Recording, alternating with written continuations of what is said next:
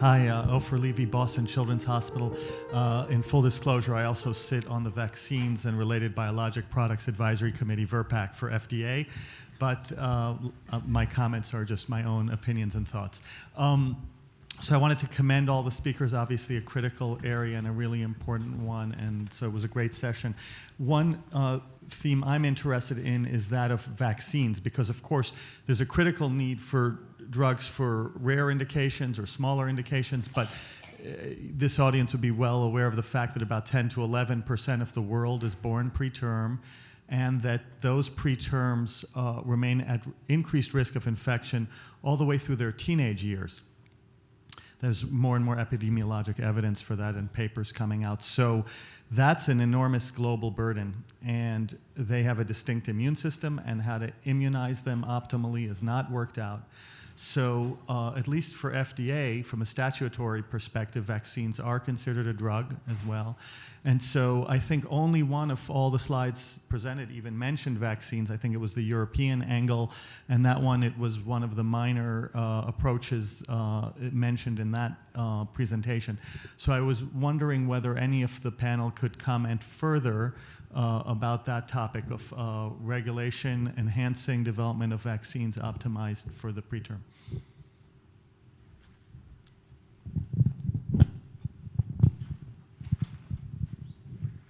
Well, I think the first point for me would be that this consortium is driven by the companies that subscribe. And if companies that subscribe want to focus on immunizations, then that would be fantastic. And if companies who focus on immunizations aren't currently subscribing to the consortium, then there's an easy way to change the agenda. Yes, you mentioned the list of pediatric investigation plans I showed you. Indeed, on the other hand, it is interesting that those PIPs which included neonates, 50% also included preterm neonates. So in a way, it depends, as a regulator, I can only say it depends as for the ink on the contribution from the regulatory point of view. Yes, I would completely agree with you. Yeah, I mean, of course, you guys just know what applications you receive, but of course, those applications are impacted by the perceived landscape, of course, which is a key decision point for the companies. Yeah.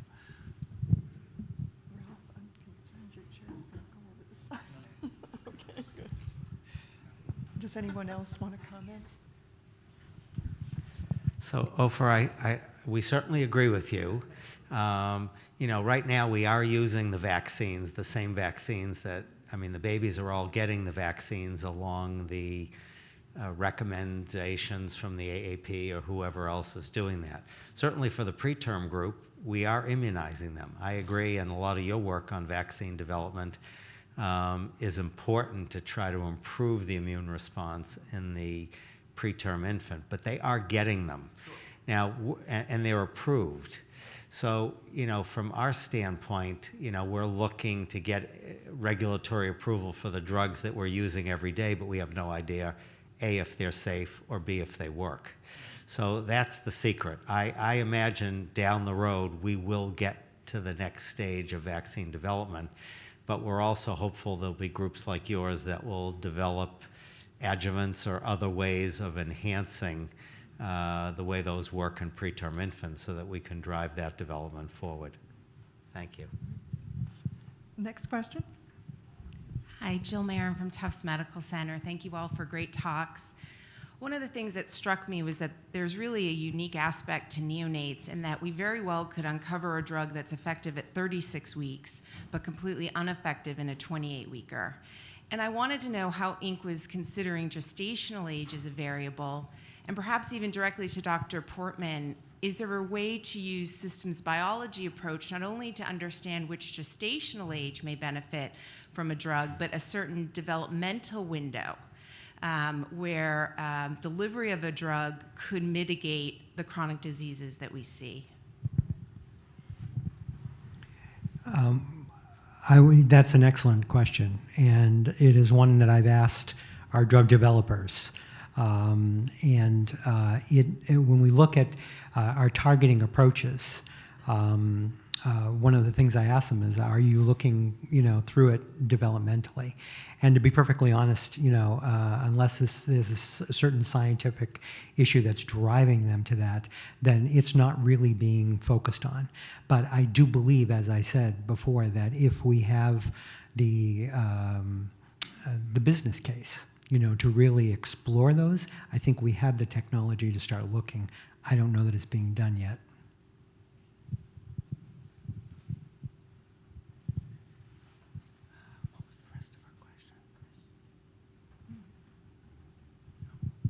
Does anyone else want to answer that? Okay, great. Next question, please. Yeah, I'm Trent Dibble from University of Alabama at Birmingham. First question is for Dr. Davis. I'm going to be bold and ask three.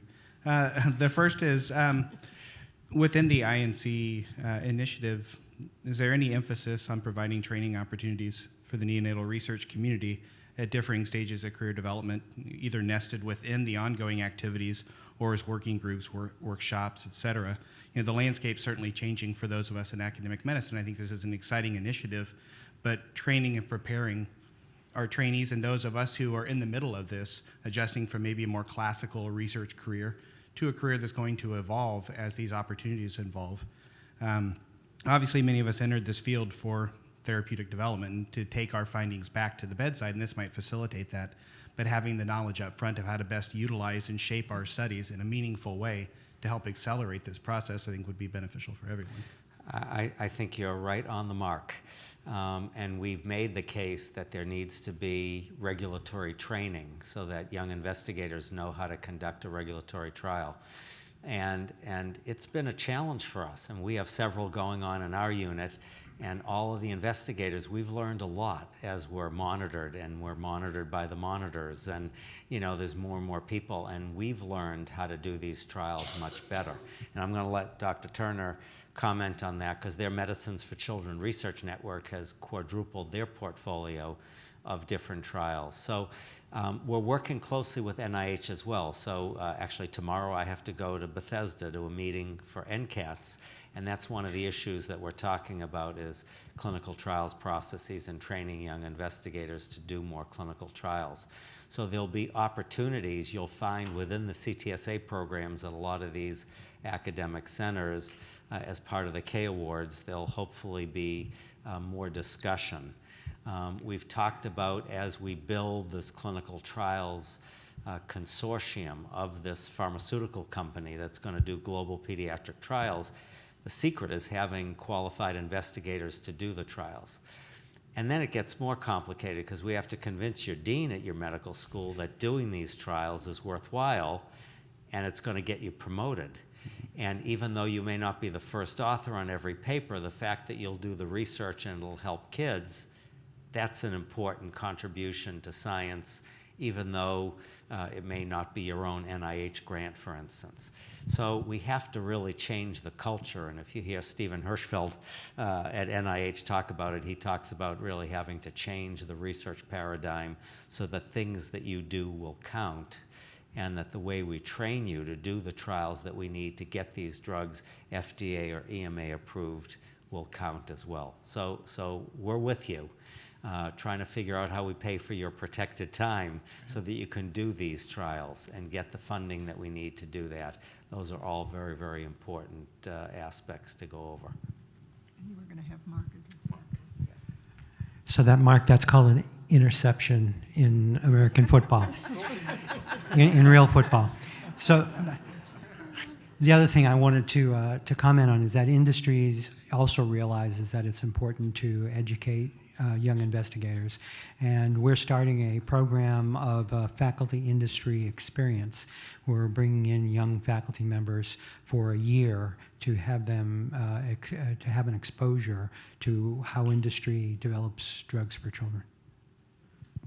Thank you very much. So a couple of precedents from across the Atlantic. First of all, in our national network and many national networks, there are sort of a hierarchical system, a pyramid of training from good clinical practice for everybody through more and more specialized roles. And our Global Research in Pediatrics European network has a master's degree in drug evaluation in children, which includes multiple aspects: clinical pharmacology, regulatory affairs, run by the European Medicines Agency, and how to do clinical trials, and that includes then a sort of practical internship for 6 months or so. And Stephen Hirschfeld and others are working on adapting that to a global and even US audience. Yeah, somehow my semester of pharmacology in medical school seems a little inadequate to be able to. I think lots of people want to make the most of what you have already and put it to good use. And as Ron says, there are many other opportunities coming up. The second question I had was for Dr. Portman. And as somebody who mentors young faculty and fellows, it's very challenging to convince people to stay in academic medicine given the pressures for funding, the dismal outlook, doom and gloom picture that's often painted.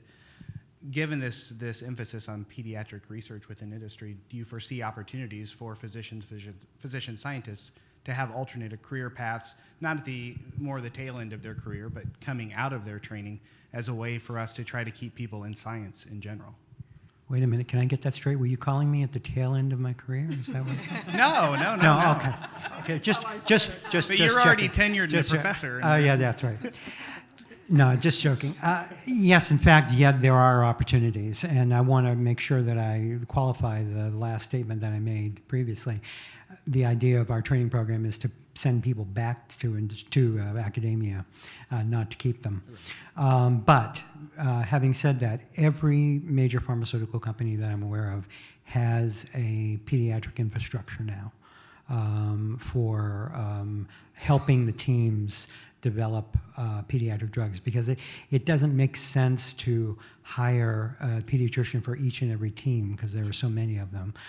So we do it on a consultative basis. We have a central group of pediatric experts who basically consult at certain times of development with each of the teams to make sure that they're addressing pediatrics properly, they're asking the right questions, and they're not coming up with study designs that are really unfeasible. Sure. And then the last question was for both you and Dr. Davis, and that, what about existing out-of-patent drugs? I wasn't sure if I caught within that and within the discussions. The Senate bill appears to incentivize newly developed compounds, but I know that there are newly available drug libraries for research. There are those of us who are utilizing long out-of-patent drugs for new indications, and is there a dead end in those types of studies, or will these initiatives support the potential translation or newly patentable ideas, et cetera, in a way that will help take our work and ultimately allow us to take it back to our patients?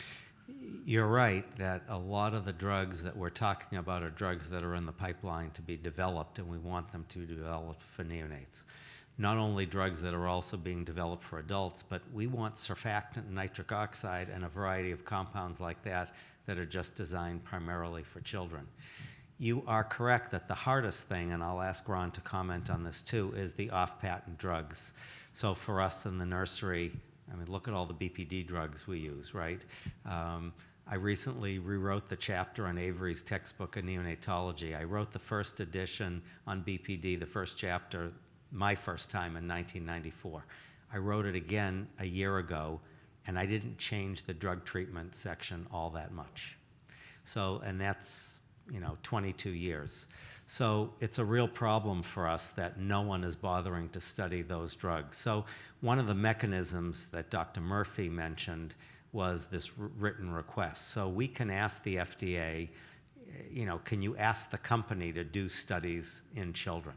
Most of the companies will say no because they don't want to bother with it anymore. It's off patent, and how do they make money? And then they can go to the Pediatric Trials Network that Duke and Danny Benjamin are running, and they can then bring it to you. So we're part of the Pediatric Trials Network. They're bringing a variety of different existing drugs in the NICU to us. And I think we're studying certain antibiotics for necrotizing enterocolitis, things like clindamycin. We're actually doing a study on Lasix as part of the Pediatric Trials Network. So we're hopeful that all these different drugs, but you'd be surprised how much we debate Lasix. I mean, we use it every day in the nursery, right? But when you're doing a study on it, I don't know if I'm comfortable with that.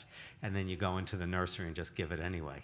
So it's very interesting how that all works, even the drugs we use on a routine basis.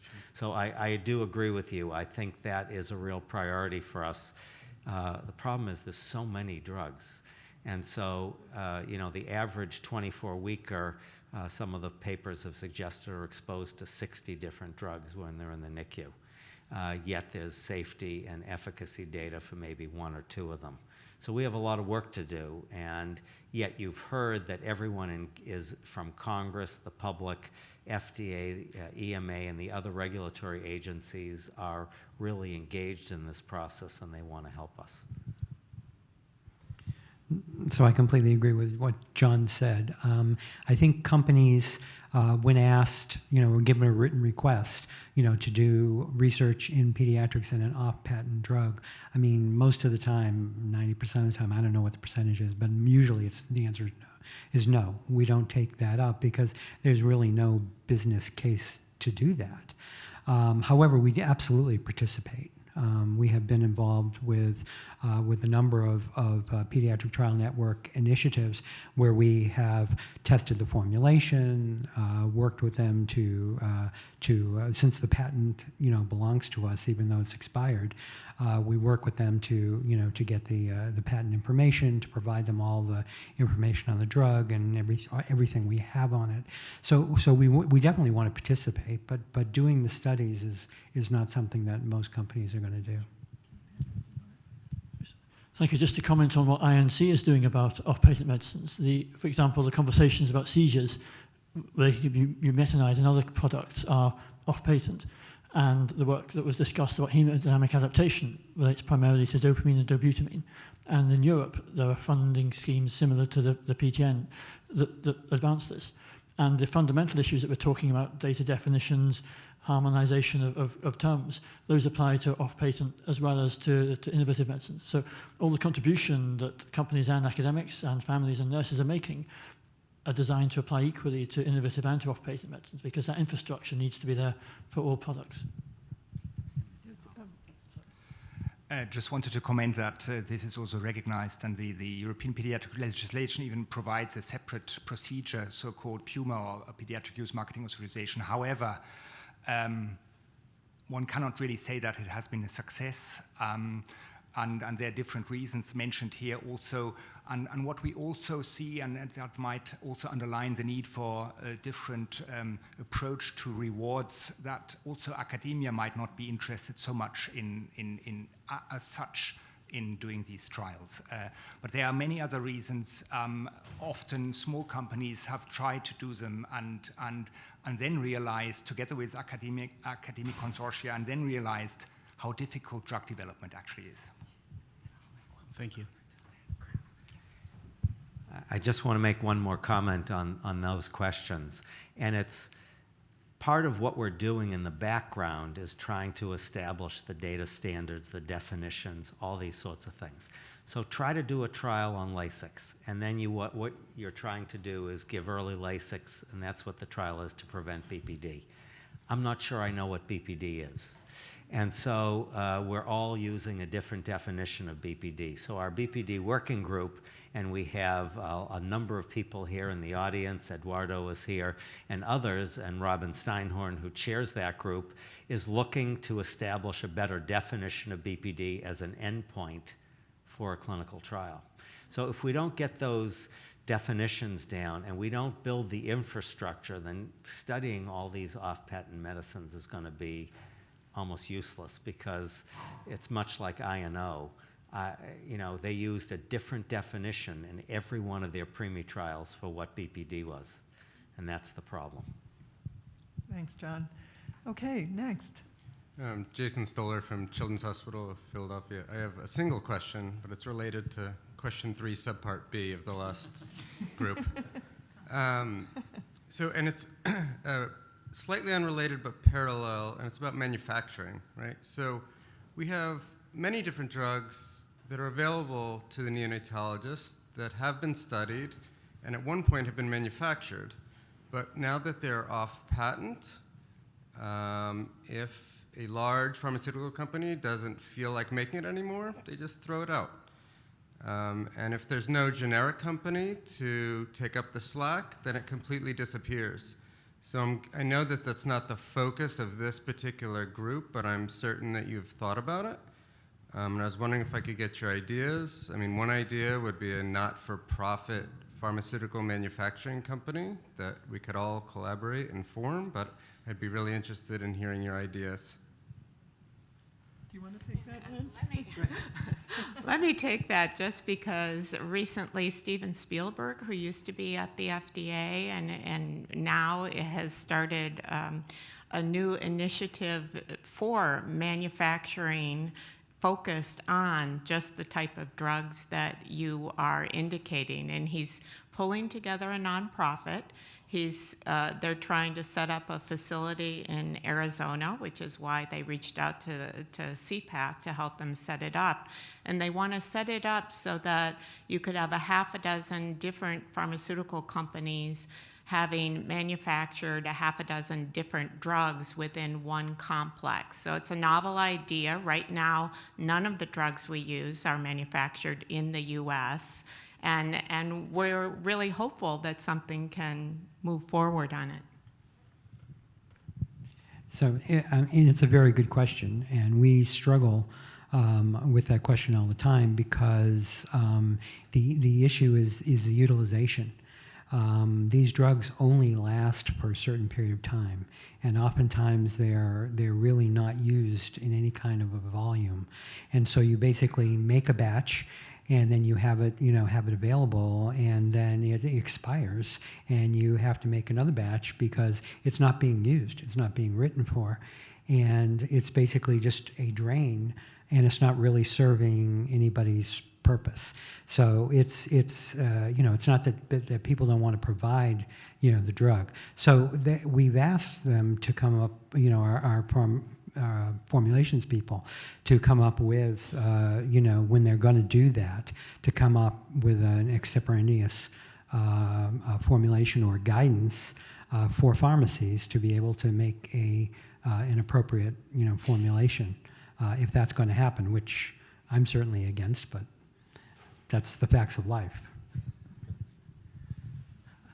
I'd also comment in response to that too, is we don't just need the drugs available, but what we're doing primarily is taking an adult formulation and just taking a small amount of it and diluting it down and giving it to the babies. So part of the problem is, if you look at phenobarbital, for instance, the elixir that we give is 25% alcohol. And the IV form is, I think, Mark, 60% propylene glycol. So these are all, additives that are used for adults that aren't necessarily safe for kids. And I know, Mark, there's a whole initiative on excipients in the Europe in the EMA and in Europe to look at that, because not only do we need the drugs, but we also need a safe formulation that's designed just for neonates, and that's also something we're working on. Thank you. Next question. I just have a couple of quick questions. Paula Radmaker, University of Louisville. One is related to the Senate bill that a couple of you mentioned. I didn't hear that the Senate bill had been passed, so I'd like to know what the status on that is, and should we get a writing campaign going? And then the second one was, as you think about developing countries, and I know how clinical trials get done here. You give a drug and you do some PK studies, so you draw some blood or you get some urine, and you process it and you freeze it, and then you send it on dry ice and so on and so forth. That's not going to be as easy in some of these other countries. And so I'm wondering about easier to measure biomarkers, non-invasive sensors. Is there some development plan or some thought to how to do those studies in the countries where they're really going to be needed, or another place where it would be really important to study them, but where just the mechanics of getting the samples, the specimens that we need, can be somehow made easier or more easier to do in those circumstances? Ralph or Mark? Okay. One solution to that problem would lie in dried blood spots. And I gather those are routinely used in many parts of Africa for pharmacokinetic studies of HIV medicines. So the process is there. That particular technology depends partly on the drug and partly on its interaction with the paper. But it's quite possible to do dry blood population PK studies on, so in effect, using 15 microliters of blood or something like that. So those technologies are possible, but not available to every medicine depending on its physicochemical properties. In terms of biosensors, they often need to be validated and qualified in the same way as the drugs, which isn't necessarily a simple process. And one model we've been thinking about in the UK is doing the PK studies as much as possible in a country where it's easy, and then minimizing what you have to do in another part of the world by having a clever PK model, which then means that you're actually making the most of the samples. That you might need to recruit 50 babies in the UK to get the model, but then you only need 10 babies in Malawi or somewhere to validate it. And so trying to learn from past experience to make it as easy as possible in the difficult circumstances. So before I pass this on to John to comment on the Senate bill, we are very careful about where we do studies. We will only do studies internationally where we have a footprint. In other words, if we're going to do a clinical trial in a given country, we're going to market that drug in that country, and we have an infrastructure in that country that can handle all the issues of the logistics of collecting the blood and getting the drug into the company, or the biosensor, if we have one, into the country is sometimes challenging. So we have to have be doing business with that company in order to do studies there. So the Senate bill that you were asking about has not been passed yet. The bill has been signed onto by, I think, about 10 or 15 senators now, which is moving in the right direction. It's going to be introduced in the House. Usually once the bill is active in one side, it gets introduced into the second side. So that bill is moving along. Part of the challenge, as Ron mentioned earlier, is that a portion of the bill, if you develop a drug for a baby, and let's say it's a drug to prevent cerebral palsy, we think that's a really good thing. Those wild card vouchers, for lack of a better word, that the companies would then get, they could use on one of their own drugs, or they could sell it to someone else. So that's like you could sell it to Pfizer to let them put on Lipitor or sildenafil. So it could be hundreds of millions of dollars. So there's concern in Congress about giving a windfall profit to the pharmaceutical companies. So I actually gave a briefing in the Senate on this bill about a month ago. And what I said to them is, look, right now this doesn't work. And I'm not going to comment on the financial aspects of it, but I know we're spending $29 billion a year on prematurity, and we haven't had a drug since 1991 to help us significantly improve survival and outcome. So how do we drive the large companies into getting into the neonatal space? But more importantly is, how do we drive the small biotech companies into the neonatal space? Right now, when they're starting out, they're going into cardiovascular disease and oncology because that's where the money is. So how can we make this profitable and reasonable and stimulate them? So that's why it's the Developing Life-Saving Therapies for Newborns Act, for Neonates Act.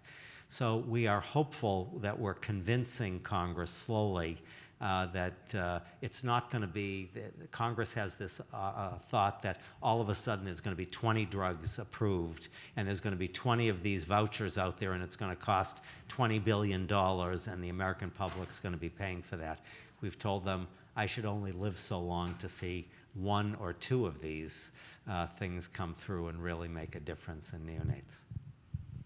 But I, for one, really like your idea of a letter writing campaign and so forth, and I think that's part of what we need to do as caregivers, neonatologists. We've done it this way for all these many years, and actually, like John was saying, like with LASIX, we say, gosh, it's a good idea, we should have a better drug to prevent BPD, or we should study LASIX, and then we just use it, because that's how we've always done it. So I think we actually have some culture changes to do among ourselves, among neonatologists, neonatal caregivers, and our nursing staff are actually further along in trying to change their own culture in the unit. So I think a letter writing campaign would be great, and this session's being videotaped, it's a test run to see how this is going to be available then to people who couldn't attend this session because there were competing sessions. Have all your colleagues watch it and say, this is a huge problem, and we need this bill to be passed, and we need to make it possible in our units for drug studies to be done on our babies. So Judy, you're up next. Thanks. Judy Ashner, Albert Einstein, New York. Sorry, I'm losing my voice. So my question is really for how our international regulatory agencies can help those of us in the NICU environment remove toxicities that we know are there and are part of our routine management. So the things that come to mind include things like metals that are present in our TPN solutions, but that we know when given in excess can cause neurotoxicity. And we know that we give them in excess to our babies on TPN. Or things like phthalates, which are not regulated in medical devices, and our babies live in a plastic environment in which they are exposed to large amounts of phthalates, and how our regulatory agencies can help us address some of those potential toxicities. Who wants to take that on, Brill? I would be happy if regulators could just remove the toxicities. Would be really good. No, of course, it has been addressed also or mentioned that there has been a change also in how medicinal products are being analyzed and assessed and authorized, and that is relatively new. So we have indeed a lot of authorizations which might have been done or have been done on a different level of assessment, and this will need time. For the future and for new products, I can indeed assure you that these discussions are very intense on all these excipients, and we have to be also aware that formulation development is also very, very expensive. Indeed, a lot of energy is put into this. There are databases experts are discussing, and sometimes it's actually when we discuss a pediatric investigation plan, which is very early, and we haven't reached any formulation development yet. That takes a lot of space within these discussions, and then during the development, we are seeing at the moment that indeed companies and sponsors are coming back and coming back with their first experiences during development and telling us, you know, this is possible, this is not possible. So from what I see in Europe, there are a lot of initiatives to improve in that area. Thanks. And we'll pass this on to Diane Murphy also. Couldn't be here for the questions. We'll ask her the same thing about the FDA. I think we can help the regulators by gathering better data. We're particularly interested in excipients, for example, parabens and ethanol. They occur in many products in many different doses, and they're used in babies who are very sick by nature of their condition. So it's very difficult to pin down the risk that can be attributable to a particular excipient or even to phthalates. We need to look at large numbers of babies in different centers to come up with some natural experiment. The key to that is having harmonized data. We have the same definition of gestational age, and that was one of the big debates of the clinical pharmacology group, was how to talk about gestational age, and definitions of BPD and everything else, so that all the details can be controlled for. Long-term outcomes, we need a single way of assessing long-term outcome for all these studies that everyone is using. So the regulators, as I understand it, can only respond to data or to requests from sponsors. It's our job to provide the data that then gives the unequivocal signal that regulators can act on. Great. Well, I think we have time for one more question, and it's yours. Thank you very much for this presentation. I just have a short question. Looking to the barrier for neonatal development, one I can see most of the time is the consent informed from the parents. So I've seen that in your groups you're involving parents, but I'm wondering if there will be some dedicated group to better train the people or inform the parents to get this GRAL, that is a consent informed, well presented and well accepted, to enhance this neonatal development. So I think you are absolutely correct. When we look at choke points in clinical trials processes, the consent process, the IRB approvals is certainly one of them. So tomorrow, the National Center of Advancing Translational Science is having a training day on a single IRB for the entire United States for their CTSA network. A single reliance model for all 62 centers to use one IRB approval. We recognize the consent form's a problem as well. And so we're working, for instance, with Stephen Hirschfeld, and we're looking to take our consent forms down to 3 pages. And it would be a single review of the study, risks, benefits, and then put everything else in an appendix for the families. But we're trying to now figure out, we're going to give out a start with families in the NICU, not for children that are going to be in the trial, but just to ask them and try to test them. So developing the metrics to make sure they still understand what we're asking them to consent for is very important. And the FDA has said, you can do that, but you have to make sure that they at least read and sign all the other legal language, the HIPAA language or the privacy language or the research-related injury language, everything that is painful to go through with parents. Because I've had many parents say, well, if the, isn't this dangerous because you're giving me a 20-page consent form to sign? It must be a really bad drug then because you're looking to protect yourself. And so I think we have to do that. I would agree with you. I think the process of informed consent has to be a process of informed consent. There's too much time spent by our IRBs of writing the form and not enough talking to the investigators about how we talk to parents and the types of things we talk to parents about. Because sometimes our parent groups, that's why they're there. We're hopeful that, for instance, with this new pharmaceutical company, we'll have groups of parents who will look at the consent forms and give us feedback and input, and those parents will have been in the NICU before to give us what they think it will work and how it will work best. But I think your question is quite good. All right, one more comment.